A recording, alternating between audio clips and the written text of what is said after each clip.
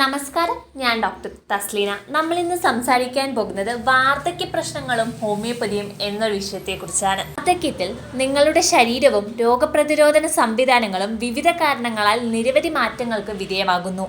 Hormone അസന്തുലിതാവസ്ഥ, ഭക്ഷണശീലങ്ങളിൽ വരുന്ന മാറ്റം, ജീവിതശൈലി മാറ്റങ്ങൾ, അടിസ്ഥാന രോഗാവസ്ഥകൾ എന്നിവയെല്ലാം ഉണ്ടാകാറുണ്ട്.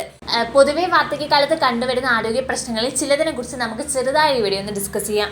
ഒന്ന്, പ്രോസ്റ്റേറ്റ് ഗ്രന്ഥിയിൽ വരുന്ന പ്രശ്നങ്ങൾ, അതായത് BPH, ബിനൈൻ പ്രോസ്റ്റേറ്റിക് ഹൈപ്പർട്രോഫി എന്ന വിഭാഗം. ഇതിനെക്കുറിച്ച് ഡീറ്റെയിൽ ആയ ഒരു വീഡിയോ നമ്മൾ നമ്മുടെ ചാനലിൽ ചെയ്തിട്ടുണ്ട്.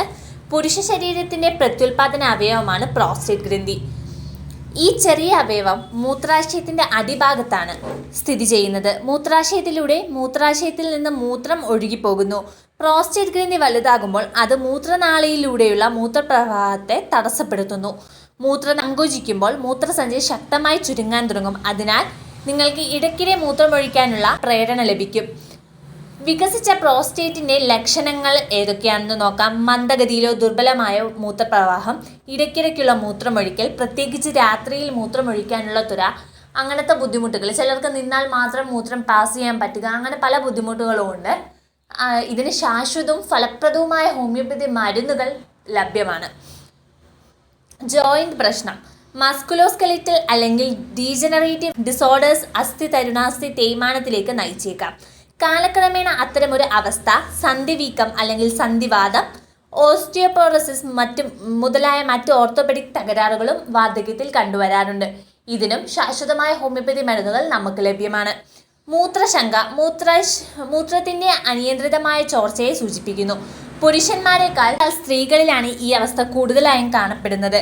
മൂത്രസഞ്ചിയിലെ അമിതമായ അല്ലെങ്കിൽ ദുർബലമായ പേശികൾ, നാഡീക്ഷതം, ഗർഭം, ആർത്തവവിരാമം എന്നിവയാണ് സ്ത്രീകളിൽ മൂത്രാശയ അൺകൺട്രോൾഡ് ആയിട്ട് മൂത്രം പോകുന്നതിന് കാരണമാകുന്ന ചില ഘടകങ്ങൾ. കൃത്യമായ വ്യായാമവും കൂടെ ഫലപ്രദമായ ഹോമിയോപ്പതി മരുന്നുകൾ കൊണ്ട് ഒരു പരിധിവരെ നമ്മൾക്കിത് നിയന്ത്രിക്കാൻ പറ്റുന്നതാണ്. ഷിയാറ്റിക്ക, കശേരുക്കളിലെ അസ്ഥി സ്പർഡുകളോ നട്ടെല്ലിലെ ഹെർണിയേറ്റഡ് ഡിസ്കോ ഉപയോഗിച്ച് ഷിയാറ്റിക് ഞരമ്പുകൾക്ക് ബുദ്ധിമുട്ടുകൾ ഉണ്ടാകുമ്പോഴാണ് ഈ അവസ്ഥ ഉണ്ടാകുന്നത്. ഷിയാറ്റിക് നാഡിക്കൊപ്പം താഴത്തെ പുറകിൽ നിരന്തരമായ മൂർച്ചയുള്ള വേദനയാണ് ഇതിൻ്റെ സവിശേഷത.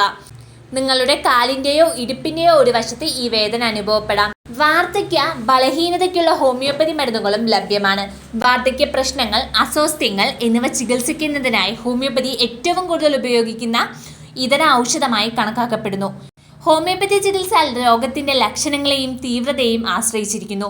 ഇത് വളരെ സുരക്ഷിതത്വവും ഫലപ്രാപ്തിയുള്ളവയുമാണ്. ഹോമിയോ മരുന്നുകൾ ആസക്തി ഉളവാക്കാത്തതും പ്രതികൂല ഫലങ്ങളില്ലാത്തതും മൃദുവുമാണ്. അവ വാർദ്ധക്യ പ്രശ്നങ്ങളുടെ ലക്ഷണങ്ങൾ കുറയ്ക്കാൻ മാത്രമല്ല മൊത്തത്തിലുള്ള ആരോഗ്യം വീണ്ടെടുക്കാനും സഹായിക്കുന്നു. രോഗത്തിൽ നിന്നും ദീർഘകാലം നീണ്ടു നിൽക്കുന്ന പോസിറ്റീവ് പ്രഭാവം നിങ്ങൾക്ക് അനുഭവപ്പെടും. ഈ പ്രകൃതിദത്ത പരിഹാരങ്ങൾ നിങ്ങളുടെ ശരീരത്തിനെ സ്വാഭാവികമായി പുനരുജ്ജീവിപ്പിക്കുന്നു. സ്വയം മരുന്ന് കഴിക്കുന്നത് ദോഷം ചെയ്യും. ഒരു നല്ല യോഗ്യതയുള്ള ഹോമിയോപ്പതി ഫിസിഷ്യൻ്റെ മാർഗനിർദ്ദേശത്തിൽ ഹോമിയോപ്പതി മരുന്നുകൾ കഴിക്കുക. കാരണം നിങ്ങളുടെ ശരീരത്തിലെ രോഗപരവും ശാരീരികവുമായ മാറ്റങ്ങളെക്കുറിച്ച് അവർ ബോധവാന്മാരായിരിക്കും. അതനുസരിച്ചുള്ള ഡോസുകളും ചികിത്സയും നിങ്ങൾക്ക് വേണ്ടി ക്രമീകരിക്കുകയും ചെയ്യും. പല വാർദ്ധക്യ കണ്ടീഷൻസിനും ഓവർഡോസ് ആയിട്ടുള്ള ഇംഗ്ലീഷ് മരുന്നുകളോ അല്ലെങ്കിൽ അത്തരം മരുന്നുകൾ എടുക്കുമ്പോൾ ഓൾറെഡി പ്രായമായവരുടെ ബോഡി വീക്കാവുന്നതിൻ്റെ കൂടെ അമിതമായിട്ടുള്ള ക്ഷീണവും തളർച്ചയും എല്ലാം മരുന്നുകളുടെ ഫലമായിട്ട് അവരുടെ ശരീരത്തിൽ കാണാറുണ്ട്. എന്നാൽ ഹോമിയോപ്പതി മരുന്നുകൾ കൊണ്ട് അവർക്ക് യാതൊരുവിധ ശാരീരിക ബുദ്ധിമുട്ടുകളും അനുഭവപ്പെടുന്നതല്ല. കൂടാതെ പരിപൂർണമായ ഒരു ശരീരത്തിനൊരു ആശ്വാസം നേടിക്കൊടുക്കാൻ ഇവ കൊണ്ട് കഴിയുകയും ചെയ്യും. കൂടാതെ ജീവിതശൈലി രോഗങ്ങളായ ഡയബറ്റിസ്, ഹൈപ്പർ ടെൻഷൻ, കൊളസ്ട്രോൾ പോലുള്ള അസുഖങ്ങൾക്കും ഫലപ്രദമായ ഹോമിയോപ്പതി മരുന്നുകൾ ലഭ്യമാണ്.